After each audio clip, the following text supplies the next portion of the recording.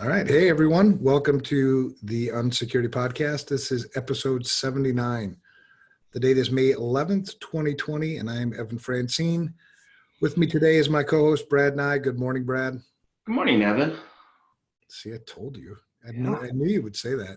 I wrote it in the show notes. I mean, I am a super nice guy like that. Totally. Right? So I nailed that one. That's good. That's a good way to start off a Monday. We've got a good show planned today. You and I both, we really love helping people. And I think we're going to cover some things in this episode that should help our listeners. Before we get too deep, though, let's catch up. It's what we do every week. So how you doing? What's new? IRs, more IRs. We actually caught an attack pivoting last week. We saw it go from, we knew it was on an infected machine. And we saw it as it was happening, within minutes of it happening, reaching out and trying to copy the infected, beacon file across to different machines. So we got the whole kind of attack chain. Luckily, we had things in place to block it, so it didn't infect those other machines. But it's kind of cool to see. Usually, you don't see that Right. in the IR. You come in after everything is completely controlled anyway. So Right. After things are completely owned. Yeah, it's kind of interesting to see it. It reached out over TCP 135, 139, the RPC port. I can't remember which one that is. Yeah. Made that connection, and as soon as it got that, it tried to do a copy across of an executable that we knew. It looks like it's an emotet, and we blocked the copy, but Wow. it's kind of cool to launch that. So this came in last week? Yeah, this is on that ongoing IR we have. The one that we were talking about last week? No, that was a different triage call. Okay. Yeah, this is the one that we knew we had two machines that looked to be the command and control, but they were production machines that they just literally could not take down. So we were keeping extra close eye on it. And since that happened, we were able to convince them to expedite. And those have now been put into quarantine and replacements stood up. So we haven't seen any activity since we got that happened. And the next day they basically put them into quarantine. So it was pretty cool. Okay. Wow. All right. So how much longer before you don't have to work incident responses anymore?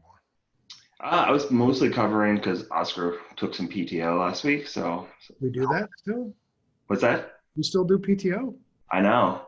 I thought it was COVID. I thought no PTO during COVID. Vacation. He needs it because we know the wave is coming. So I just was helping out with that, and it was pretty. I mean, it's fun. IRs are fun. Trying to hunt that down, and it is fun. But we've talked about it. It's disruptive. Yeah. Like everything else you're trying to get done. But the team did a great job. Cool. So is that IR all wrapped up now, or do you still have a lot of work to do? There's still a lot of cleanup and forensics to try and figure out what exactly happened and things like that. They were able to grab a copy of that file. It's kind of interesting to watch and kind of, reverse engineer the scripts. You see it running out and hitting a certain IP or a certain DNS name. So we were able to have them block that, but they executed in a sandbox, and it reaches out and pings a specific DNS name, and then if it doesn't get a response, it sits quiet and just runs. It runs in a hidden command. Through a hidden command, you don't even see it in Windows Task Manager running. Yeah. And then it gets if it gets it back from the DNS, that's when it actually executes, when it gets the response. So you don't get the whole script of what it's doing. So you can only decode certain parts of it. So. Oh, interesting. All right. Well, all work, no play makes Brad a dull boy. What else have you been up to? It comes from a classic movie, by the way. Yeah. Yeah. We did a bunch of board games and stuff yesterday for Mother's Day. Cool. Throw Burrito is a lot of fun for kind of the family with the younger kids. Throw burrito? Yeah. Do you actually throw burritos? Yes. They have little like stuffed burritos you throw at each other. Oh, I would like that. It's pretty fun. It's very competitive. So that's a better game than throw anvil. It's a little less painful, fewer bruises. A little less blood, probably less jail time. Who knows? Right. Yeah. But other than that, some around the house. It was kind of gross this weekend, so I couldn't do much. Yeah. I didn't get to ride much this weekend. I think I rode around the block just because I was cleaning out the garage. It's well, and you saw where I started off the show notes this week. 56 days we are now into, kind of the office being shut down. And I was thinking this weekend, man, I can't remember April. What happened to April? It was just so like different. Everything was so disruptive, and like April just came and went, and it was like, did anything happen? Yeah, everything just blurs together.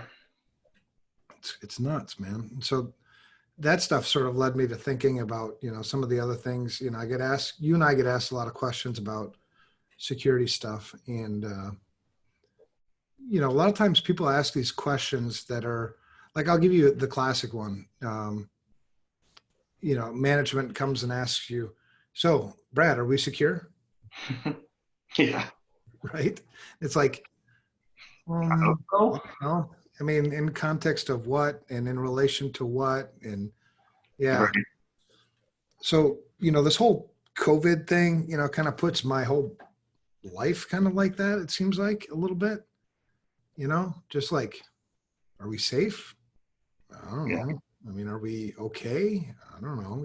It's just weirdness. I spent Saturday, it was really cool. I spent like 9 hours, maybe 8, with my son Joe over at his house, doing some electrical work. Nice. Yeah, that was cool. We put a new GFCI outlet on the outside of his garage, and Cool. Yeah, wired up maybe, I don't know, 6, 7 outlets down in his basement. So that was kind of fun. It's fun to do that. I enjoy doing this. I think you and I are the same in that way. Like you're building your coop or all that, because working with your hands is so different than what we do day to day. It's kind of a nice break. It is, man. It just gets you away. I spent more time in my garage in the last 6, 7 weeks than ever. I'm building stuff. Like I built a platform to put one of our generators, a gas generator. I wanted to get everything off my floor. So, I built a platform, put the generator up, and then probably going to, route the exhaust outside. Nice. Yeah, because it's a gas generator. Yeah. So it will create fumes and all that. So I did that. That's about it. And then you get back to work. And then you get back to work on Monday.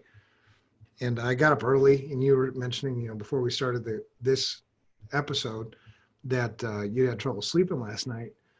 I got up at like 2.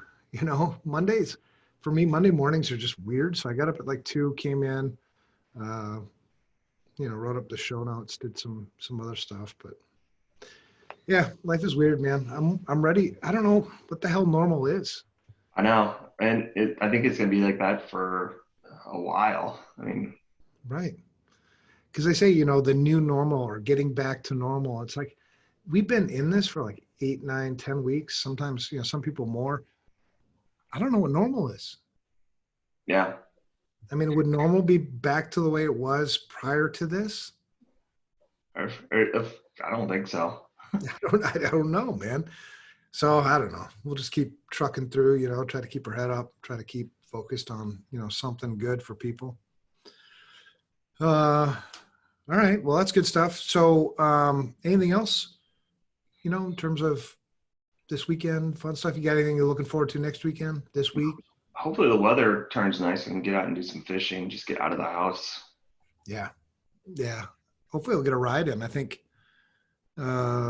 Jim Nash might be coming over to my house this afternoon.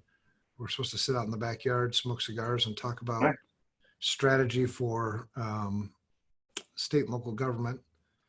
But cool. Yeah, I don't know if I'm going to do that because we got class tonight. I'm Oh teaching. yeah. It's a long, and you're teaching. Yeah, it's a long day. You might need a nap in there. Yeah, I don't know, either that or a lot more energy drinks. They, they, I noticed that. Where the hell did I stop? I don't remember where I stopped. Holiday maybe, and got a energy drinks. They have the Bang Power Punch, which is pretty cool. My battery looks like it's gonna die. My battery's gonna die. Uh-oh. Maybe this charger doesn't work. I've had it where sometimes it freaks out, unplug it and plug it back in and it'll be fine. Voila, exactly. So that's why I was just looking around. Like, oh crap! I just got a message saying my battery is going to die, but it didn't. We're good now. All right. Live troubleshooting. Right? Yeah, live troubleshooting. I don't know what exactly went wrong, but anyway. So I came in this morning. They have these Power Punch. Have you ever had these? I haven't had the Power Punch, but I've had some of the other Bangs. It's like Tahitian treat, but with good stuff in it. Wow. Yeah. Those things are, you have to take them easy. I drank one a little bit fast the first time. Definitely feeling pretty jittery there. You build up a big tolerance. I was talking to some of the security people that did come in last week. We had a very limited office open, and we were talking about somebody had went out and got more Red Bulls. And stocked up the fridge. We were talking about how many energy drinks we drink, and I know it's not good for me, so I don't need anybody sending me messages saying, oh, whatever. But I drink 4 or 5 of these a day. And so people are like, dude, you must never sleep or you can't sleep. And I sleep like a baby, man. So I think you just build a tolerance. I think if you're drinking, and then now, I think my body's like adjusted to it. So I don't think it's really that unhealthy for me anymore. I mean, I think if my body hadn't built like a tolerance for it, then it'd probably be worse for it. I don't know. I'm not a doctor. Thank God. And that explains how you're able to work at 2 a.m. Yeah. Yeah. Thank God I'm not a doctor, because I think all my patients would probably be dead. So I am good at security, so I'll stick to that. All right. So this weekend, a good friend of mine, somebody who follows me on Twitter, just amazing person. I enjoy, reading what she writes and all this other stuff. But she asked me for my opinion, getting back to kind of putting things into context. She'd asked me about my opinion on this article. And the article is, K-12 tech leaders prioritize cybersecurity, but many underestimate risks, survey says. So if you go to the link, it's at Education Week, so blogs.edweek.org. That's where you can find the article. And the article has a reference to a really good report that I think CoSN put together. That's the Consortium of School Networking. And I dug into the report because, I wanted to give her some opinion, right?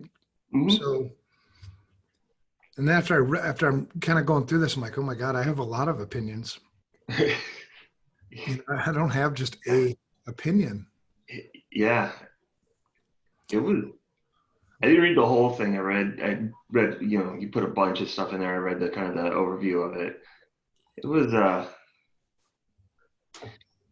there's a lot of contradictory things in there. Oh yeah, for sure. So the report, you can go to the annual report. In the link is this annual report that CoSN does. I think it's really well put together. The name of the report is the State of Edtech Leadership in 2020. And in that link, it's a 40-page report, so there's a lot of stuff in there, but really covers all kinds of things about, IT and not just security stuff. So I read the article, and at the very beginning of the article, there's this quote that says fewer than 20% of EdTech leaders marked any items on a list of cybersecurity threats as high risk from their perspective. Yeah. All right. So then it gets me thinking, like, what's your definition of cybersecurity? What's your definition of high risk? Where are you getting your list of threats? Yeah. Tell me a little bit about your perspective. And you read so many articles like this all the time where it's like, they cite these things like high risk or medium risk or cybersecurity, information security, and all these things. And I get to thinking, like, does anybody know what the hell they're talking about? Or is it me? Or is it? No, it's not you. Okay. I had the same thought. I'm like, okay, so what's high risk? Like, Yeah. Did they define high risk for them? Did they expect everybody to have their own definition of high risk? I mean, how can you say it's high risk without defining high risk? Right. And so those are the three questions that came off right away. And I'm not even through like the first, paragraph of the article is, how do EdTech leaders define cybersecurity? Mm-hmm. What's on their list of cybersecurity threats and what is high risk? So you dig in and you get through all of this stuff and you find out that, there's some key quotes in that CoSN report, because I'm looking for the answers to these questions as I'm reading the report. Right. And you don't get answers in the report, which isn't no fault at all, on the part of CoSN. I think it's more just kind of gives you a better view of the state of security in K-12 or information security or cybersecurity, whichever one you want to. They're obviously two different terms, but, let's say that they're using them interchangeably.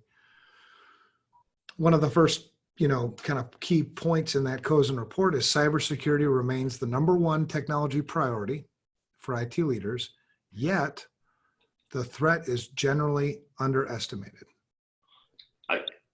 I would definitely agree with it. It gets a lot of lip service and then not a lot of support as a general, right, observation. Obviously, there's certain schools that are much better at this than others, but yeah, that would align with what I've seen.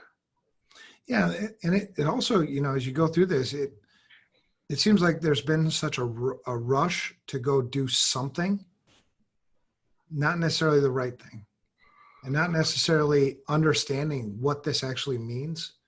Like, what is information security in a school? Yeah. What is it? Define that first, and then they talk about risk like it's, just a two-bit phrase. I mean, what is risk? How are you defining this? And these things are fundamental things that are really, really important. Before I go and spend a bunch of money on something, I better understand what I'm spending my money on. Yeah. Well, in there, this is where it started jumping out at me. It's like, it says 69% of districts say are proactive or very proactive, but only 18% have a full-time employee whose sole job is cybersecurity. Right. There's a disconnect there. Well, and what is proactive? Is proactive the fact that you've talked about it? Is proactive the fact that you've written a policy? Is proactive that you've bought a firewall? I mean, yeah. And I think this whole thing, when you look at information security and you take it out of context, you can make it as pretty or ugly as you want it to be. Just like anything, if you take something out of context, yeah, we're proactive. Well, show me on what? Well, we got a firewall. Okay, on that one little point, yes, you're proactive. You bought a firewall before, and I'm not faulting K-12 by any means, and I'm not faulting EdTech leaders. What I'm faulting is just, I guess, general ignorance of what information security is and how broad it actually is. Yeah, I would say this is not limited to K-12 by any means, not at all, right? I'm actually impressed with the report because there's a lot more transparency here than you see from most other sectors. Well, right. And K-12 generally hasn't been well supported here at all, right? Even ed tech in general isn't supported very well. Most ed tech, I think people weren't specifically trained to be ed tech people. That might have been a teacher who kind of transitioned into that role. And they really have nearly an impossible job, right? You've got to keep the school running. You've got, a bunch of little hackers running around. Yep. You've got parents. Extremely limited budget. Yeah, you've got parents, breathing down your neck, and you've got administrators breathing down your neck. I mean, it's not an easy job by any means. No. And so when I'm pointing out the faults, I think in this, it's not them, it's the whole thing. It really is a mess. We've said it in the past, right?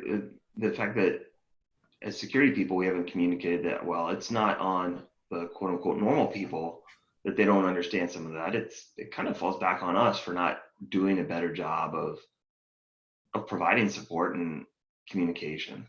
Right. So 69% of the districts say that they are proactive or very proactive, which we don't know necessarily what that means, but it's up significantly from last year at 52%. Districts employ, and I guess you could take the flip side of that coin too. I don't want to be negative Nelly, but I guess that means 31% are not proactive. Yeah. Or maybe 31% are honest, or 31% of a different definition of proactive. Yeah, exactly. I think that's the problem is we don't know how they define this. So you're kind of like stuck interpreting this and making assumptions. Yeah. And again, it's things taken out of context. I mean, I've dealt with, you and I have done security for long enough to know you can look at any one part of security maybe that you're doing well and tout that while you discount everything else. Oh, it's like doing some of those audits, right? You do a scope and what's in scope is fantastic, but everything else, not so much. Right. Then it goes on to say, districts employ a variety of strategies to minimize risk, including the vast majority in which IT staff training is a top practice, and a majority requiring teachers and principals to receive training as well, which is all good stuff. Yeah. It probably does minimize risk, but it's not necessarily a risk management or a risk minimization strategy per se. I wouldn't say training staff is proactive. That's kind of. Well, yeah, I mean, and it's helps, but it's part of a strategy, right? But it's not a strategy. Right. Not necessarily a strategy, but I guess, and maybe I'm being, nitpicky, but I just think it's really important that when you look at information security, that you view it in a holistic view. You take a broad look at all of it. Mm-hmm. So training is definitely certainly a good thing. Despite concerns, the survey also found that less than a fifth of respondents, 18%, have a dedicated full-time employee whose sole job is cybersecurity. I guess if you can justify a full-time job in cybersecurity in a school district, then, that may be good or bad. I'm not sure how to interpret that. I'm not sure how big of a deal that is, because I know that a lot of school districts struggle so much with budget that it would be really hard to justify a full-time employee whose only job is cybersecurity. I think that'd be hard. Yeah, no, I agree. And gosh, it's gonna be tough. Yeah. And maybe you could justify it if you put everything into context, you know what I mean? If you did like a whole, like where we start in not every single, but almost every customer we start working with is, let's do a risk assessment. Let's do a holistic risk assessment. If you did that in a school district, you would either justify the need for a full-time cybersecurity role or you would not, you know what I mean? And I think you kind of have to start there. So just the fact that you don't have a full-time employee who's dedicated to cybersecurity may or may not be a big thing. I don't know.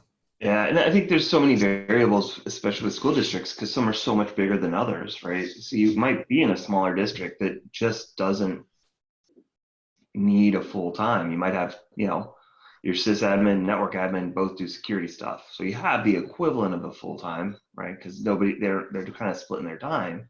Mm-hmm.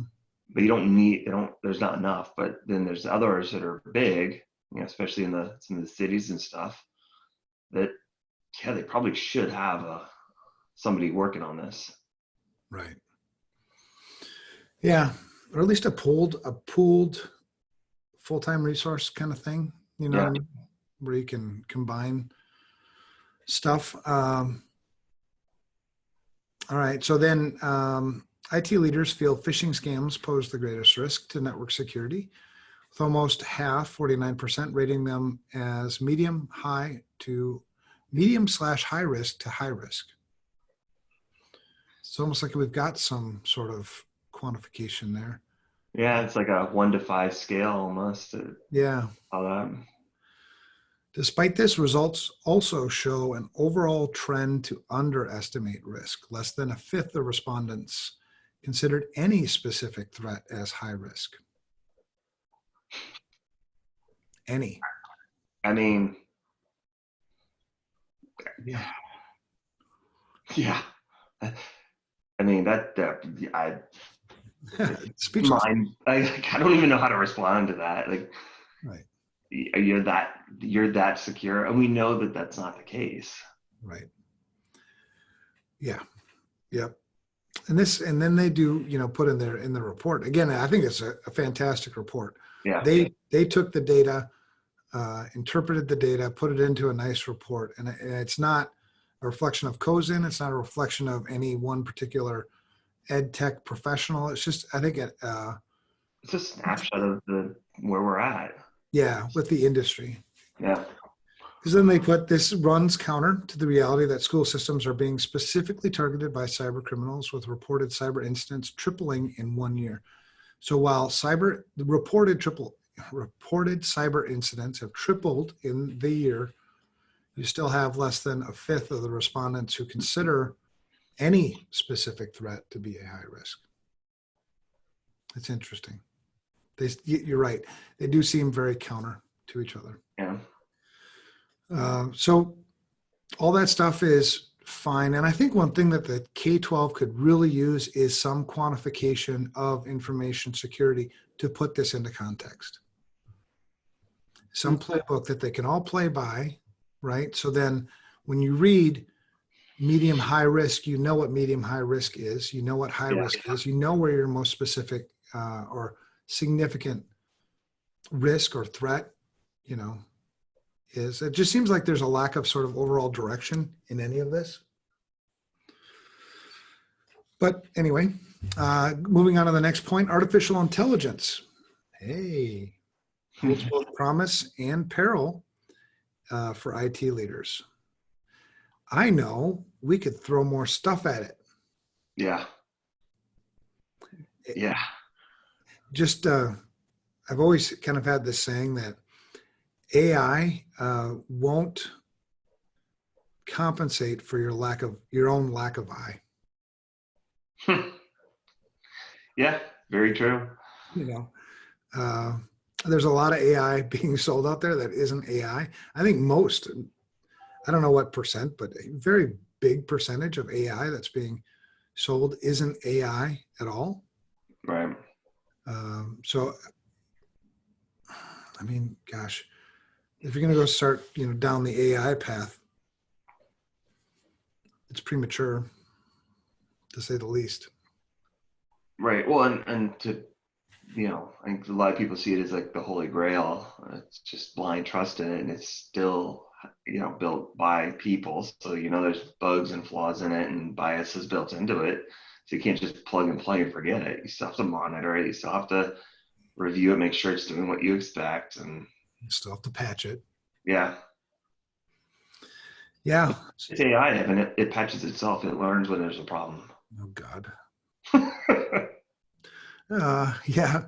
All right. So, but 55% of IT leaders anticipate that of the emerging technologies, AI will play a significant or transformational role in teaching and learning over the next 5 years, which is probably true. I mean, if you can embrace AI for what AI is for, I think that's probably true, but there'll be big issues, around information security if you haven't covered the fundamentals. Right. Right? Yeah. The fundamentals, first of all, define what information security is. And for anybody who's in K-12, information security is managing risk, right? And you can't manage risk without assessing it first. Right. To manage risk, you assess risk, make risk decisions, build roadmaps, execute, and then reassess risk or assess risk continually. But you can't manage it if you don't understand it. Right. Agreed. So, where schools should start is every single one of them should be doing risk assessments. If you're not doing risk assessments, in my opinion, you wouldn't be proactive. Well, I mean, I agree. How can you be proactive if you don't know where your holes are and where your strengths are and what you should be focusing on? Right. And wouldn't that be now for you? Let me ask, for you, would step one in proactivity be to do a risk assessment? It would be the first thing I would ask if I was coming in that role is, when was the last one done? Oh, we're doing one. So I guess so. I don't know where else I would start. I guess maybe asset management, having a very good grasp, because I certainly can't protect the things I don't know I have, right? Yeah, and you could possibly look at, incident response, because if you come in and they'd have done nothing, something's probably going on. Yeah, and I've always built, that was usually like one of the first 1 to 3 things that would come after the risk assessment. Yeah, asset management and incident response are probably the biggest. Yeah. What would be your third? I think identity management. That's kind of where I was going too. Yeah. Identity management, and I don't throw identity and access management together. I treat them as 2 separate things that once you get mature enough, you can start to integrate them, but it makes no sense to go after, hunt down access for identities that shouldn't be there. Yeah. How many users do you have? 200? Why are there 3,000 directory accounts? Right. And 80% of them haven't logged in the last 4 years. Yeah, I actually heard someone say they finally got some approval to clear out accounts. They had like 1,000-ish users and had like over 10,000 AD accounts. They just would move them to a OU and just sit there forever. Right. So those things, to me, I mean, when I think of proactivity, I don't think of any one particular thing as being proactive, because you can pick any one particular thing and call yourself proactive, but you're still negligent in the other 900 things. Right. Yeah, I got to prioritize. And I think that's that roadmap, that prioritization, understanding what the risks are. That's where you start to get some proactivity. Exactly. 100%. Because how do I know what to be proactive in? I don't get how you can do this any other way. Yeah. All right. So there we've defined for you, if you're listening, we've defined for you what proactive is for information security. We've defined, I think, a little bit how to really identify what your most significant risks are, right? We defined an inch. You can define your own inch if you don't want to use somebody else's inch, but define some sort of objective metrics that you can reapply over and over again to being, to represent what risk is. What we don't want is some subjective opinion about what risk is. Right. What's high risk, what's medium risk, what's low risk. Because that stuff changes, man. I mean, you could catch me on one day from the next. If you ask me today, Evan, risk rate this, high, medium, or low, I might rate it different today than I would on a Friday. Well, yeah, and yeah, there's just so much. There's so much at play, right? Like, right. Yeah, that's a low risk. Oh, there's a known exploit that can be done remotely. Well, now it's changed to high risk, right? Like, just from a technical perspective. And see, the thing is, when you're making these risk decisions based on kind of faulty logic off the bat, or at least, then it permeates through the rest of your proactivity, the rest of your program. Right. So at least nail this stuff down, and then go rush off and do other stuff. But to rush off and do other stuff without taking care of these fundamental things first, it's bound to be flawed. Just how it works. Yep. All right. Top 3 challenges persist for K-12: budget, professional development, and department silos. I think that was good insight. I like budget's always a problem, certainly in K-12. I've never had to justify a budget in K-12 before, but I can only imagine how difficult that would be. I think one of the things that you can use to help justify your budget is objective, risk criteria, right? Right. Make it easy for those that are making that decision to understand why these things are important. Why do we need money for these things? Right. So I think all these things are really tied together. And I've said risk assessment, risk management so many damn times. I get tired of hearing myself say it. But my God, it's the basics. It's the fundamentals. You have to start there. Yeah. It justifies your budget. It could justify, in terms of information security professional development, it could justify staffing. I mean, it justifies all sorts of things. Right. If a certain risk is unacceptable to you, well, then you'll need to do something. You either need to mitigate or avoid that risk. Well, to mitigate would be this, and that's going to cost this. I mean, there's your budget justification right there. Right. Yeah. Yeah. Give it, like I said, give them a way to understand what the options are and what that decision means. Right. Right. And so I think the big thing with K-12 is to get these fundamentals, these foundationals, these basic things done so that they can make better decisions. I think every single one of them wants to make the best decisions possible. That's the thing I love about K-12. You look at every one of these teachers, every one of these administrators, every one of these counselors, and even the people, the janitors, the custodial staff. I mean, they're all so bought in and loving our children. The least we can do is reach out and try to help them get these fundamentals done so they can make better decisions, man. Yeah, none of those people are in it for the paycheck. I mean, in terms of they could go make more money elsewhere, right? Some of the most amazing people ever, man. Well, I love our teachers.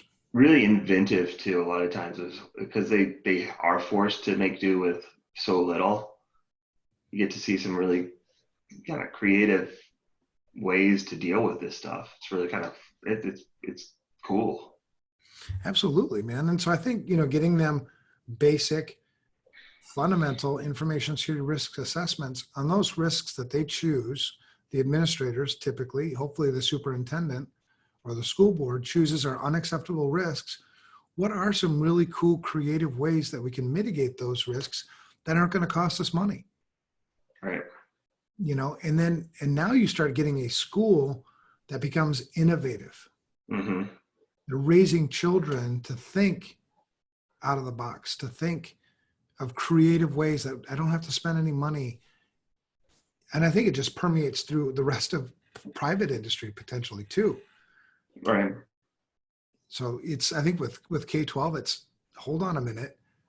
We're not teaching you anything this isn't revolutionary security stuff. This is stuff that we've been teaching forever, but knowing it and applying it are two different things, right? Yeah. All right. So budget, professional development, department silos. None of that stuff was really surprising to me. Other things from the report, which I thought were interesting, page 14 of that report, gives you a little more insight into kind of what they're thinking, I think, that is proactive. So districts without a dedicated person or staff use a variety of methods to monitor network security. The most common approach is sharing the responsibility across several jobs, 46%. So Yeah. people monitoring the network, 46% of them have different things, followed by incorporating network security monitoring as part of another job. Those two kind of It's kind of the fall in same. line. That falls in line with what I would expect. About 3/4 of the people, it's part of what they do as their job, but it's not security specific job. Exactly. Outsourcing is used by 11% of respondents. And it's dangerous when you outsource, because you better be outsourcing the right stuff and holding them to the right criteria, right? Service criteria, service level, SLAs, or I don't know. There's just a lot of ways to take advantage of schools, I think, that are already somewhat ignorant as to what information security risk is. That's a great opportunity for somebody to come take advantage of it. Mm-hmm. You get we've outsourced it, we're good, right? Like, yeah, that's not how that works either. No. A concerning 10% of respondents have an ad hoc approach and do not have anyone assigned to monitoring their district's network security. So to me, it's funny because like that 75% seems about right, but then 10% seems really low. In that, I wonder how many of that 75% actually do anything security related because they're so busy with all the other aspects of their job. This is just part of it. Are they actually monitoring it? Right.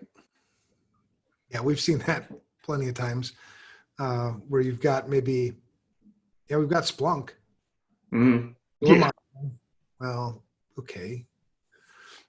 Yeah, there's a lot more to it. But, and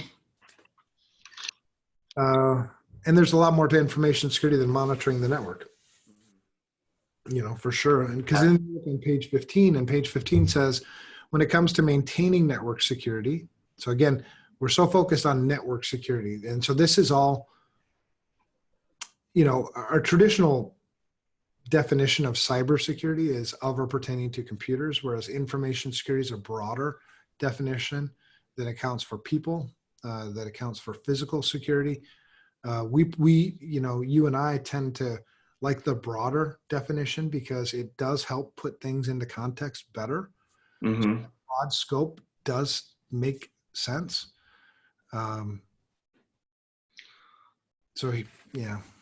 Well, that narrow scope, you just miss so much. Right.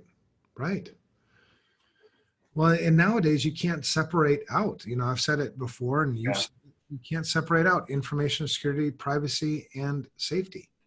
Yeah, they're so intertwined at this point. Right. Your door control systems are on the network. Mm-hmm. So they're together. Anyway, 69% of districts say they are proactive or very proactive in maintaining network security. I don't know what that means. Yeah. If you're just proactive in maintaining network security. Well, what's interesting is 13% describe their activity as reactive or very reactive. So that's a decrease from 23%, right? So 13% react to what they're seeing. What are the other 87% doing? Just watching it, and what are you gonna do? Or being proactive, so they're just blocking. No, well, the reactive part, right? Like 13% are reactive. I don't know. Even if you're proactive, you still, maybe, I guess. I don't know. I don't either, man. I'm seeing. Yeah. You can be proactive, but you still you can't stop everything. So you still have to be able to be reactive when something gets through. So you can do a good job and stop 90% of what's coming in, but that 10% that comes in, you have to react to. Well, right. And you're talking network security. And, if phishing is the biggest attack vector, the most significant attack vector, well, then you're most certainly going to have more than 87% of school districts falling for those attacks, which means, and you're probably not going to pick up on that with your network security monitoring. Yeah. So you see what I'm seeing too. It's just a disconnect. I think there's There's a lot of work to do in K-12 where I think we can just make sense of things, simplify things, help them make better decisions based on a holistic view of information security as opposed to this myopic one. Yeah. So 13%, yeah, only 13% say describe their activity as reactive or very reactive. I mean, I think we're moving in the right direction, but one of the things I think it's going to get that's sad is if we're moving in the right direction, but not taking all well, I don't even know if it's the right direction. Because if we're neglecting other parts of information security that may be more significant risks, maybe we're not moving in the right direction. Maybe we're fooling ourselves. Yeah. It's I don't know. There's no easy. What about third-party risk? Yeah. You know, in the private sector anyway, and I don't know if they've ever done a study in K-12, but in the private sector, some of the studies say 65% of all data breaches come directly or indirectly through third parties. Where does that fit? Well, yeah, I've had, school districts reach out that had a vendor that had a breach and it impacted their data. It was, student data, and it wasn't anything that the district did, but they still had to address it. Right.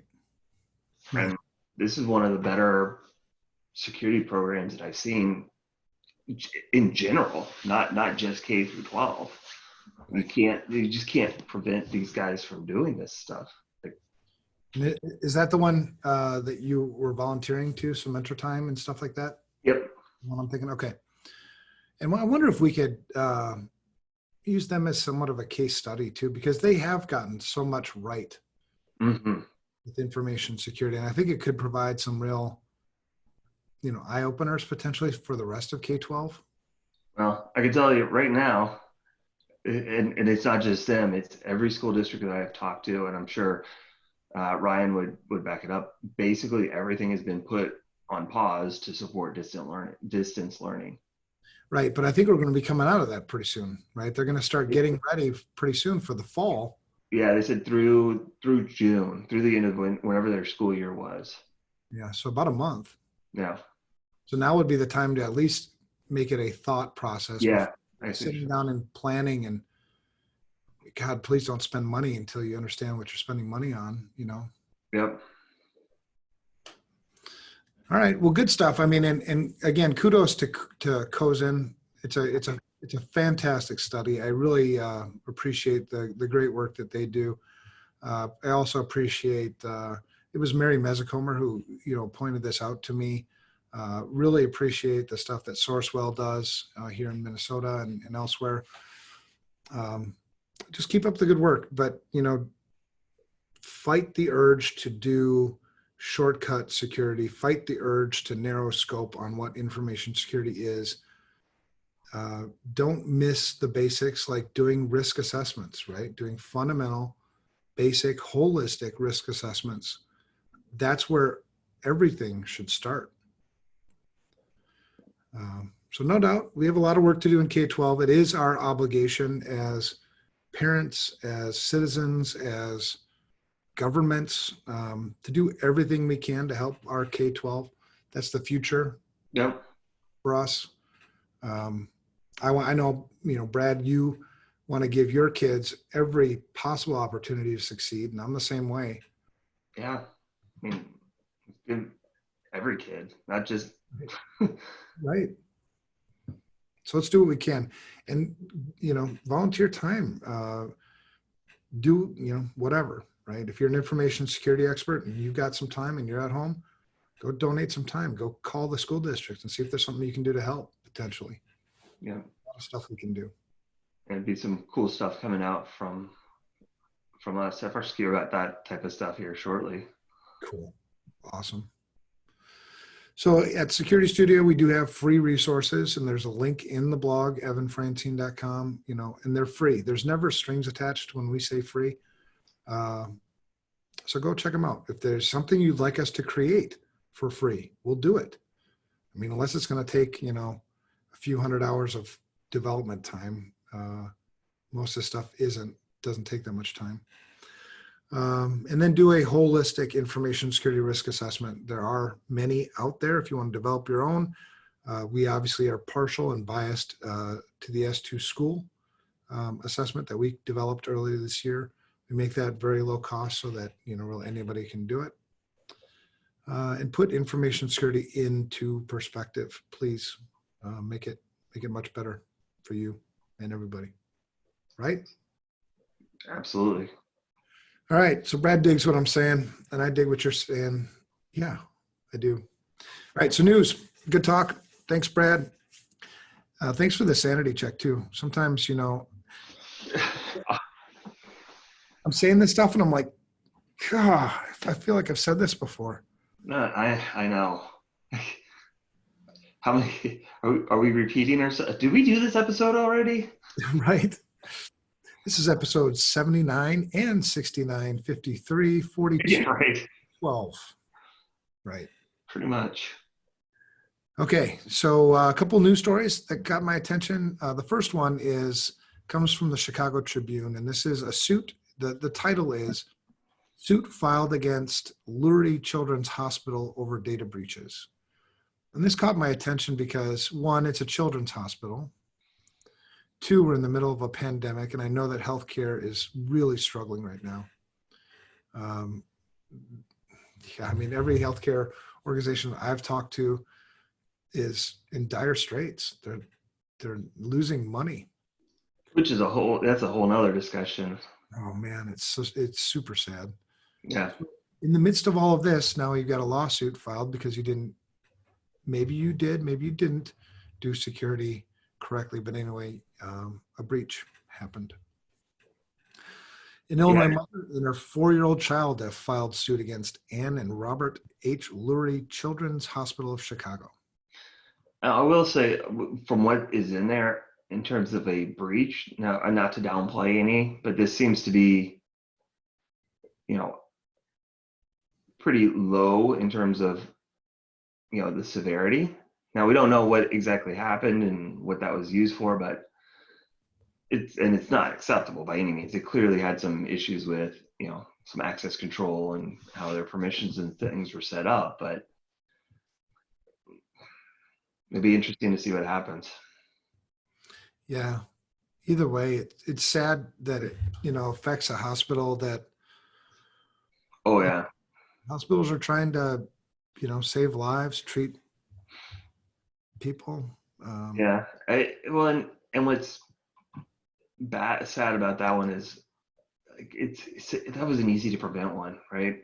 You had people going in and do unauthorized access. They were accessing medical records they didn't have a identified need to. It's an easy thing to have in place. So the breach itself maybe isn't as severe, but it does point to maybe some more significant underlying issues there. Yep. Agreed. And even if they're not found negligent, they're still going to have the legal fees, to deal with it and respond. Yeah. So, yeah, it's sad that, anyway, that's why it caught my attention. But you're right. It was just the people the hospital workers had access, but they didn't have the need to know. Right. And so they violated that second concept and accessed medical records for people that they didn't have any business need to. And that's allegedly what happened for the breach. And we've got the lawsuit. And really, you gotta give Lurie a little bit of credit because they could have probably brushed that under the rug and nobody would have known. Right. I've seen that happen so many times. Well, yeah. You wonder if they're, I'm sure it happens all the time. Right. Somebody probably said something that they had to say it. I've responded to more than a dozen breaches where it was clearly a HIPAA violation, where it was clearly a reportable breach. And you make the recommendation to the entity that this is reportable, you should really report it. And by law, you have to report it. And then if they make the choice not to, okay, I mean, I can't do anything about that. I suppose I could just stop doing work for you, but I'm under contract, so I have a legal obligation to not violate that. And the laws are, it's not a criminal matter. Right. So, Right. It's a tough place to be in. It is, but and I give Lurie credit because this could have gone undetected easily without anybody knowing, but they did report it. They did reach out and notify the affected families, and then you get sued for it. Right. Yeah, that'll be interesting to see how that plays out. Yeah, for sure. It might just go away. Yeah, but either way, I mean, you still have to pay the legal fees, right? So it's going to cost them something anyway. The next one is from Meritalk, which is Meritalk. It's a blog post from Dwight Weingarten from Meritalk.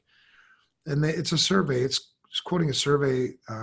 Most firms not adding to cyber training during pandemic.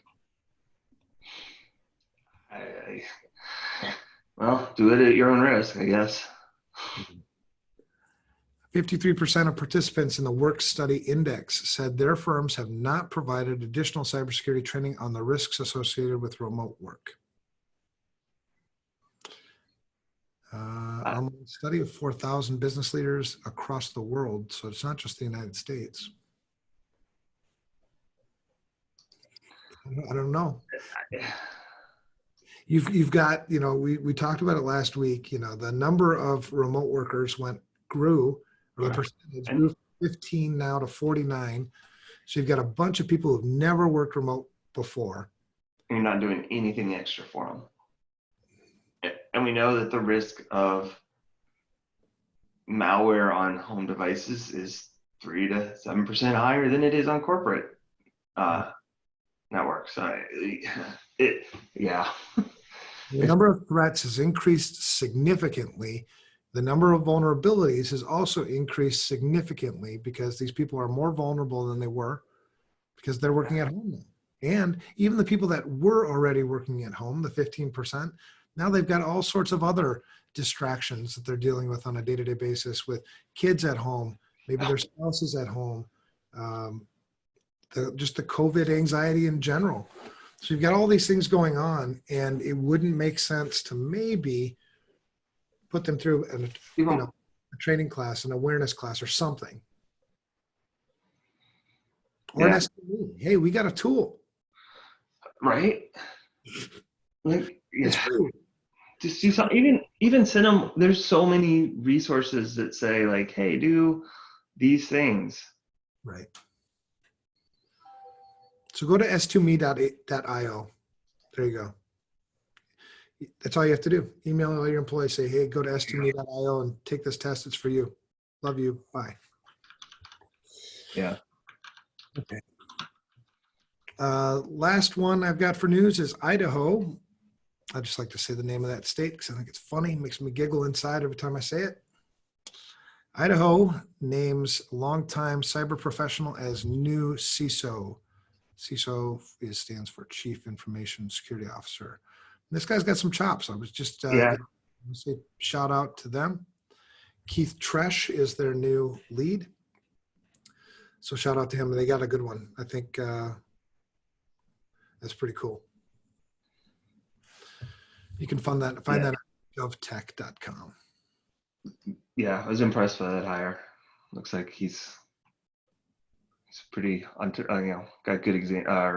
good background. Heck yeah, retired U.S. Army colonel. You see his picture on that? Yeah, it's pretty badass. I wouldn't go after him. But he also has a lot of good background with the state of California, and I think others. So I think Idaho's on the one hand, I think Idaho's information security is in good hands. On the other hand, I don't know why anybody would take a state CISO job. It's like the impossible job, man. Yeah. Yeah, it would. Some people like that challenge. Yeah, I don't know. Not me. I mean, you just can't do it. I don't know. Maybe every state's different. The states that I've worked, it's just like, my God, man, I feel so bad for you, because it's like it is the impossible job. Yeah. It's well, so I'm glad somebody's doing it. Kind of be similar to the school, right? Right. Well, and I think North Dakota's shown some good examples with Kevin Ford up there and Sean Riley. Maybe Idaho's kind of going along that same path. It would certainly be good. Yeah. More states need to be doing it. Yeah. Be proactive. Yes. Yeah. Proactive. Whatever that means. All right. Lots of stuff, man. Good stuff. Episode 79. I'm going to try to get some more rest before next week's episode, so we can be a little more, maybe I'll be in a better attitude. Brad, you got any shout outs for anybody? I mean, the easy one is it was Mother's Day yesterday, so shout out to all the moms. All the mothers. Yeah, for sure. For sure them. And just one for me, Mary Mesecomer, who did send me, kind of the not necessarily the content, but the inspiration for the content for today's podcast. Huge thank you to our listeners. We love the encouragement that you guys give us, and we don't take the advice lightly. So when you have some, send it our way. Keep questions and feedback coming. Send things to our email at unsecurity@protonmail.com. If you're a social type, socialize with us on Twitter. I'm at Evan Francine, and Brad is at Brad Nye. It's BRADNIGH. And unless you got something else, Brad, I think we're done. That's it. Good show. Good show. Have a good one, man. All right.